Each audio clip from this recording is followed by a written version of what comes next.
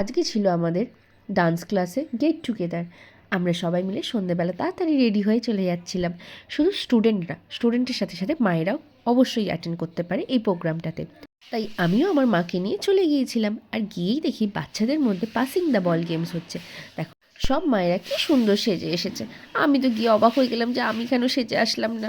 Next time থেকে আমিও খুব সেজে যাবো। আর বাচ্চারাও এখানে বন্ধুদের সাথে ফটো সেশন করছে, ডান্সিং করছে, ওরাও একটু ওদের মতো করে খেলাধুলা করছে। আর এদিকে আমরা আর এই সুন্দর সুন্দর ভিডিওগুলোকে আমরা ক্যামেরা বন্দি করছিলাম।